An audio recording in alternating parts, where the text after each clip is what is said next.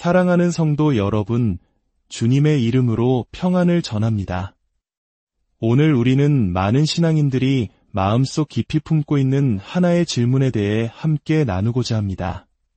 그것은 바로 성령 세례에 관한 것입니다. 성령 세례란 과연 무엇이며 우리가 그것을 받았다는 확실한 증거는 무엇일까요? 이 주제는 단순히 신학적인 논쟁이나 교리의 문제가 아닙니다. 우리 각자의 신앙 여정에서 하나님의 능력을 온전히 체험하고 그분과 깊이 동행하는 삶과 직결된 매우 실제적이고 개인적인 문제입니다. 한국 교회 안에서도 이에 대한 다양한 의견들이 존재합니다. 어떤 이들은 방언을 말하는 것이 필수적인 증거라고 믿는 반면 어떤 이들은 그것이 감정적인 흥분일 뿐이라고 말하기도 합니다. 또 어떤 이들은 성령 세례라는 개념 자체를 더 이상 중요하게 여기지 않기도 합니다. 하지만 오늘 우리가 성경의 말씀을 주의 깊게 살펴보고 실제로 삶이 변화된 사람들의 생생한 간증에 귀를 기울인다면 이 문제에 대한 하나님의 뜻이 무엇인지 분명히 알게 될 것이라 믿습니다. 오늘 이 귀한 말씀을 듣기 전에 잠시 시간을 내어 구독과 좋아요를 눌러주시면 감사하겠습니다. 여러분의 작은 손길이 더 많은 영혼들에게 이 은혜의 메시지가 흘러가는 귀한 통로가 될 것입니다. 이 말씀의 여정에 동참해주시는 모든 분들의 삶과 가정 위에 하나님의 크신 축복과 인도하심이 함께하기를 간절히 기도합니다. 오늘 이야기는 약 15년 전 시작된 한 강력한 부흥운동의 이야기로부터 시작됩니다. 그것은 초대교회 오순절에 임했던 것과 같은 하나님의 강력한 임재였습니다. 놀라운 것은 그 부흥의 불길이 잠시 타올랐다 꺼진 것이 아니라 오늘날까지도 전 세계 수많은 사람들의 삶 속에서 계속해서 타오르고 있다는 사실입니다. 국적과 배경을 막론하고 수많은 사람들이 함께 모여 기도하며 하나님을 기다렸습니다. 그리고 마치 사도행전 2장의 제자들처럼 그들은 성령이 부어지는 것을 놀랍게 체험했습니다. 흥미로운 점은 이들 중 다수는 처음에 자신이 무엇을 구하고 있는지조차 명확히 알지 못했다는 것입니다. 어떤 이들은 방언을 말하게 될 것이라고 전혀 예상하지 못했고 또 다른 이들은 그저 조용하고 내적인 체험일 것이라고 생각했습니다. 그러나 그들이 계속해서 기도에 머물며 성령님께 자신을 내어드렸을 때 그들은 사도들이 오순절 날 경험했던 바로 그 순간과 동일한 자리에 서 있는 자신을 발견하게 되었습니다. 이것은 결코 작은 일이 아닙니다. 시간과 공간을 초월하여 동일하게 역사하시는 하나님의 능력을 보여주는 것입니다. 잠시 누가복음 24장 49절에서 예수님께서 제자들에게 하신 말씀을 기억해 봅시다. 볼지어다 내가 내 아버지께서 약속하신 것을 너희에게 보내리니 너희는 위로부터 능력으로 입혀질 때까지 이 성에 머물라 하시니라. 이것은 제안이 아니었습니다. 예수님께서 직접 주신 분명한 명령이었습니다. 능력을 받을 때까지 기다리라. 이 능력은 사람에게서 오는 것이 아니라 하늘로부터 오는 권능을 의미했습니다. 이 능력에 대한 약속은 새로운 것이 아니었습니다. 이미 수백 년 전 요엘 선지자가 예언한 것이었습니다. 요엘서 2장 28절과 29절은 이렇게 말합니다. 그 후에 내가 내 영을 만민에게 부어주리니 그때에 내가 또 내 영을 남종과 여종에게 부어줄 것이며 하나님께서는 이미 오래전부터 이 영적인 부어주심, 거룩한 홍수와 같은 역사를 계획하셨습니다. 사도나 선지자뿐만 아니라 믿는 모든 자들을 위한 것이었습니다. 하지만 이 모든 성경의 약속에도 불구하고 오늘날 교회 안에는 여전히 혼란이 존재합니다. 수많은 신실한 성도들이 성령을 받는다는 것이 정확히 무엇을 의미하는지 잘 알지 못합니다. 솔직히 고백하자면 저 또한 과거에는 그랬습니다. 저는 뜬구름 잡는 이야기가 아니라 확실하고 사실적인 무언가가 필요했습니다. 저는 감정적인 흥분만을 원하지 않았습니다. 저는 이미 제가 성령을 받았다고 굳게 확신하고 있었습니다. 제 삶 속에서 하나님이 역사하시는 것을 느꼈고 기쁨으로 충만했으며 그분의 능력을 보았기 때문입니다. 저는 이것이 전부다라고 생각했습니다. 그러던 어느 날 영국 선덜랜드라는 곳에서 놀라운 하나님의 역사가 일어나고 있다는 소식을 들었습니다. 하나님께서 새로운 방식으로 성령을 부어주고 계시며 사람들이 사도행전 2장에서처럼 방언으로 말하고 있다는 것이었습니다. 호기심이 생겼습니다. 저는 직접 확인하고 싶었습니다. 짐을 꾸려 선덜랜드로 향했습니다. 그리고 그곳의 집회에 참석했습니다. 솔직히 말해 저는 그곳에서 골칫거리였습니다. 저는 모든 것에 질문을 던지고 사람들에게 따져 물었습니다. 아마 어떤 사람들은 제가 나타나지 않았더라면 좋았을 것이라고 생각했을지도 모릅니다. 하지만 제 마음은 굶주려 있었습니다. 저는 까다롭게 굴려던 것이 아니라 절박했습니다. 하나님께서 저를 위해 예비하신 모든 것을 받기 원했습니다. 저는 방언을 기대하고 그곳에 갔습니다. 성령 세례를 받은 사람들은 방언을 말하게 될 것이라는 이야기를 들었기 때문입니다.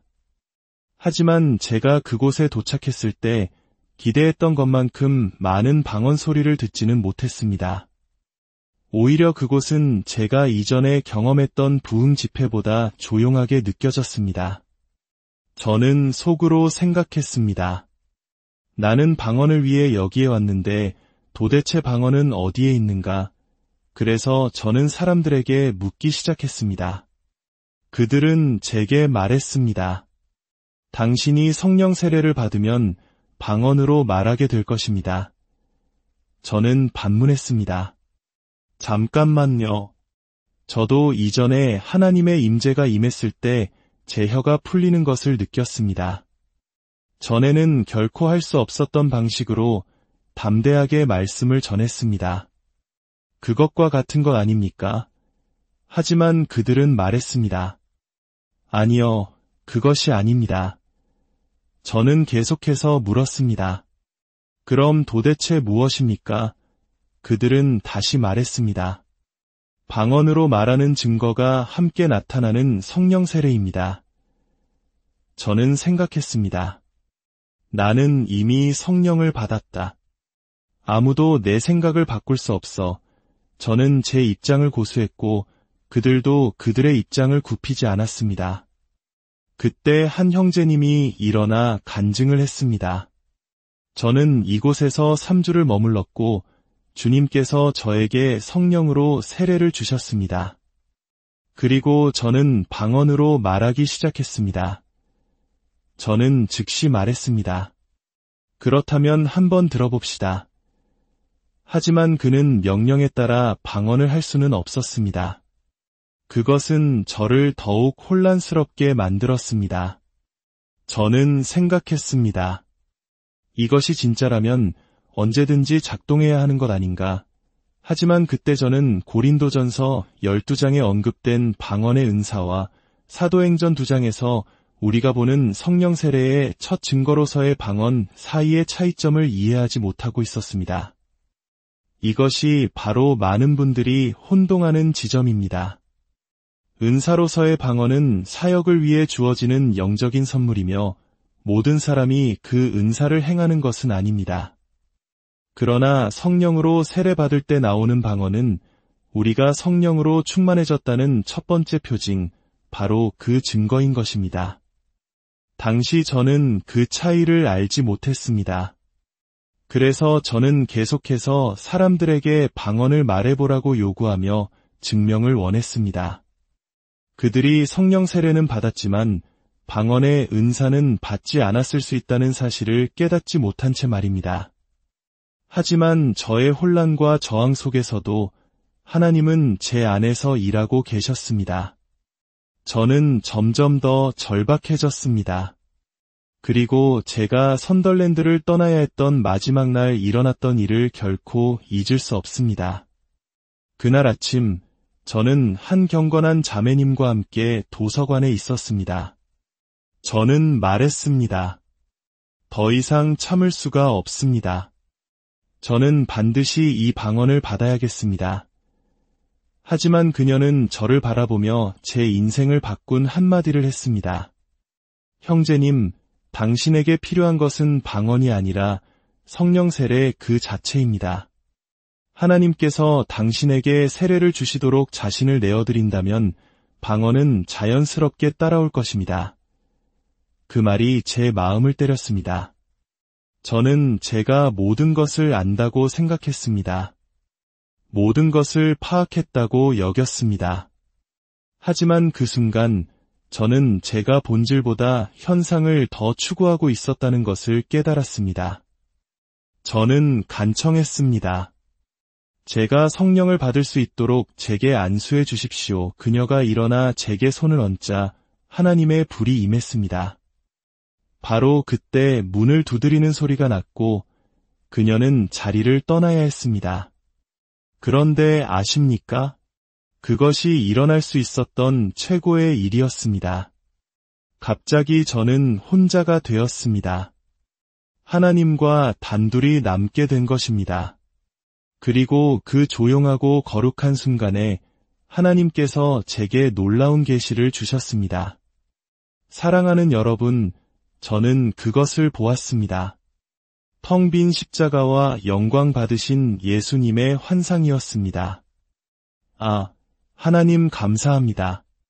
십자가는 비어 있습니다. 예수님은 더 이상 십자가에 계시지 않습니다. 그분은 모든 일을 마치셨고 저주를 담당하셨으며 다시 살아나셨습니다. 성경은 나무에 달린 자마다 저주 아래에 있는 자라고 말씀합니다. 예수님께서 우리가 받을 그 저주를 대신 지셨습니다. 그리고 지금 그분은 영광 가운데 아버지의 우편에 앉아 계십니다. 그 환상을 바라보는 동안 제 안에서 더 깊은 일이 일어났습니다. 마치 하나님께서 제 속사람을 정결하게 하시는 것 같았습니다. 제 깊은 곳에서부터 외침이 들려오는 듯했습니다. 깨끗하다, 깨끗하다, 깨끗하다. 그리고 제가 그 말을 입 밖으로 소리내어 말하기 시작했을 때 저는 제가 더 이상 영어를 하고 있지 않다는 것을 깨달았습니다. 저는 다른 방언으로 말하고 있었습니다. 제 마음은 이전에 결코 경험해보지 못한 기쁨으로 가득 찼습니다. 제 혀는 완전히 성령님께 굴복했습니다. 저는 성령이 말하게 하심을 따라 방언으로 하나님을 찬양하기 시작했습니다. 그것은 광란적이거나 혼란스러운 것이 아니었습니다. 평화로웠습니다. 아름다웠습니다. 마치 예수님께서 폭풍을 잠잠하게 하시며 평안하라, 잠잠하라고 말씀하셨을 때와 같았습니다. 완전한 평화, 그러나 동시에 깊고 압도적인 기쁨. 그것은 제가 이전에 결코 알지 못했던 종류의 것이었습니다. 하지만 그 순간은 끝이 아니었습니다. 그것은 단지 시작이었습니다. 성령과의 그 경험은 저에게 삶과 사역의 완전히 새로운 차원을 열어주었습니다. 친구 여러분, 우리는 결코 성령님의 끝에 도달할 수 없습니다. 그분은 영원하십니다. 그분은 평생 당신과 동행하고 당신을 인도하며 당신을 채우고 당신에게 예수님을 나타내실 것입니다. 그리고 우리가 천국에 갈 때에도 우리는 여전히 그분의 영광스러운 임재를 인식하게 될 것입니다. 그 방에서 제게 일어났던 일은 다른 사람에게서 들은 믿음이나 이론이 아니었습니다. 그것은 실제였습니다. 저는 성경적인 증거, 즉 초대교회에 성령이 임했을 때 나타났던 것과 동일한 표징을 받았습니다. 저는 성령이 말하게 하심을 따라 방언으로 말했습니다. 여기서 중요한 점을 설명하겠습니다. 이것은 단순히 감정적이 되거나 순간에 휩쓸리는 것에 관한 것이 아니었습니다. 이것은 성경적인, 실제적인 성령 세례였습니다. 이는 기름 부으심을 받는 것과 세례를 받는 것 사이에는 차이가 있기 때문에 중요합니다. 그날까지 저는 하나님의 기름 부으심을 알고 있었습니다. 그분이 저를 감동시켜 설교하고 기도하고 믿게 하시는 것을 느꼈습니다. 심지어 강력한 방식으로 그분께 쓰임 받기도 했습니다. 그러나 이제 저는 제가 더 깊고 성경이 뒷받침하는 무언가 속으로 들어섰다는 것을 알았습니다. 바로 그것이 핵심입니다. 여러분의 경험 뒤에는 반드시 하나님의 말씀이 있어야 합니다. 말씀이 없다면 우리는 흔들리는 땅 위에 서 있는 것과 같습니다. 그러나 여러분의 간증이 성경 말씀과 일치할 때 아무도 여러분을 흔들 수 없습니다. 논쟁할 필요도 방어할 필요도 없습니다. 그저 말씀 위에 서면 말씀이 여러분을 붙들어줍니다. 저는 수년간 사람들에게 반복해서 도전해 왔습니다. 성경에서 방언을 말하지 않고 성령 세례를 받은 사람을 단 한 명이라도 보여줄 수 있다면 제가 듣겠습니다. 그러나 지금까지 아무도 확실한 성경적 예를 제시하지 못했습니다. 왜일까요? 성경에 없기 때문입니다. 증거, 즉 최초의 물리적 표징은 성경 전체에 걸쳐 일관되게 나타납니다. 사람들이 성령 세례를 받았을 때 그들은 방언으로 말했습니다. 이제 법정의 증인처럼 성경이 증언하는 세 가지 명확한 사례를 살펴보겠습니다. 첫 번째 증인은 사도행전 2장 4절입니다. 우리 대부분이 잘 아는 오순절 사건입니다. 그들이 다 성령의 충만함을 받고 성령이 말하게 하심을 따라 다른 언어들로 말하기를 시작하니라. 이것이 바로 원형입니다. 교회에 성령이 부어진 첫 번째 사건이었습니다. 베드로는 이 현상을 보고 혼란스러워하는 사람들에게 이는 곧 선지자 요엘을 통하여 말씀하신 것이니 라고 선포했습니다. 즉, 성령으로 충만하여 방언을 말하는 이 경험이 바로 하나님의 약속의 성취였던 것입니다. 오순절에 그들이 받은 것이 이것이라면 오늘날 우리는 왜 다른 것을 기대해야 할까요? 두 번째 증인은 사도행전 10장의 고넬료의 집에서 일어난 사건입니다. 이방인이었던 고넬료의 집에 베드로가 가서 복음을 전할 때 놀라운 일이 일어났습니다. 44절부터 46절은 이렇게 기록합니다. 베드로가 이 말을 할 때에 성령이 말씀 듣는 모든 사람에게 내려오시니 이는 이방인들도 방언을 말하며 하나님 높임을 들음이러라. 베드로와 함께 온 유대인 신자들이 이방인들도 성령을 받았다는 것을 어떻게 알았습니까? 그들이 기뻐 보였기 때문이 아닙니다. 그들이 방언을 말하며 하나님을 찬양하는 것을 들었기 때문입니다. 그것이 부인할 수 없는 표적이었습니다. 그리고 세 번째 증인은 사도행전 19장에 나옵니다. 바울은 에베소에서 믿기는 했지만 아직 성령을 받지 못한 제자들을 만났습니다. 바울이 그들에게 안수하자 성경은 성령이 그들에게 임하심으로 방언도 하고 예언도 하니라고 기록합니다. 세 번의 다른 시간, 세 개의 다른 그룹의 사람들. 그러나 패턴은 동일했고 증거도 동일했습니다. 그들은 성령 세례를 받았고 방언으로 말했습니다. 분명히 말씀드리지만 우리는 방언을 숭배하는 것이 아닙니다. 저는 예수님을 높입니다. 성령을 보내시는 분을 높입니다. 그러나 저는 성경이 말하는 바, 즉 방언이 성령 세례를 받았다는 최초의 증거라는 사실을 인정합니다. 그렇다면 방언은 무엇을 위한 것일까요? 고린도전서 14장 2절은 아름다운 진리를 말해줍니다. 방언을 말하는 자는 사람에게 하지 아니하고 하나님께 하나니 이는 알아듣는 자가 없고 영으로 비밀을 말함이라. 여러분이 방언으로 기도할 때 여러분은 단지 소음을 내는 것이 아닙니다. 여러분은 영으로 하나님께 비밀을 말하고 있는 것입니다. 4절은 더 강력한 사실을 더합니다. 방언을 말하는 자는 자기의 덕을 세우고, 덕을 세운다는 말은 배터리를 충전하는 것처럼 자신을 세우고 강화한다는 의미입니다. 방언으로 기도할 때 여러분은 영적으로 자신을 강하게 만들고 있는 것입니다. 사랑하는 여러분, 이것은 여러분의 유업입니다. 예수님을 믿고 그분을 주님으로 영접했다면 성령 세례는 바로 당신을 위한 것입니다.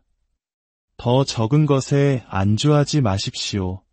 두려움이나 전통에 얽매이지 마십시오.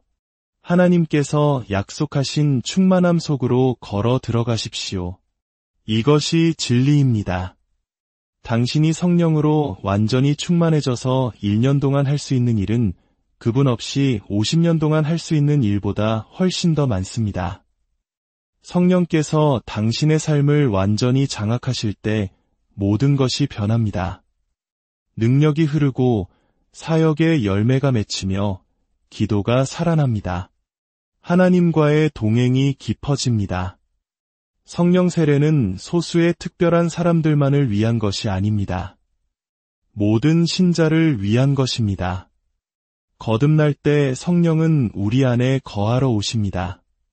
그러나 성령으로 세례를 받을 때 성령은 우리 위에 임하셔서 하늘로부터 오는 능력으로 우리를 옷 입히십니다.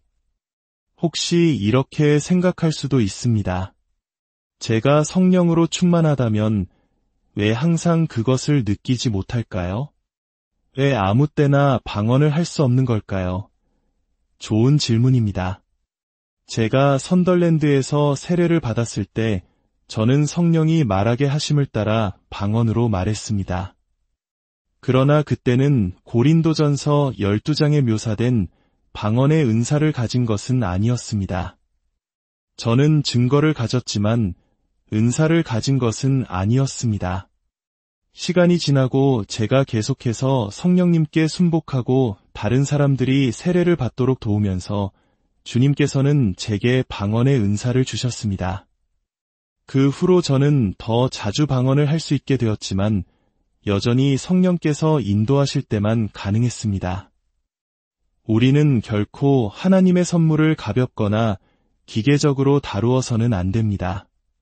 그것들은 거룩합니다. 다른 사람의 경험을 모방하려 하지 마십시오. 억지로 무언가를 만들어내지 마십시오. 당신의 마음을 온전히 예수님과 성령님께 열어드리십시오. 그분께서 일하실 것입니다. 방언을 구하는 것이 아니라 방언을 주시는 그분을 구할 때 불이 임하고 당신은 결코 이전과 같지 않을 것입니다. 사랑하는 성도 여러분, 오늘 말씀을 마음에 새기십시오. 하나님은 여러분이 이 모든 것을 받기를 원하십니다. 이제 함께 기도하는 마음으로 주님께 나아가길 원합니다. 주님, 오늘 이 말씀을 듣는 모든 심령 위에 하늘의 문을 여시고 약속하신 성령을 부어주시옵소서.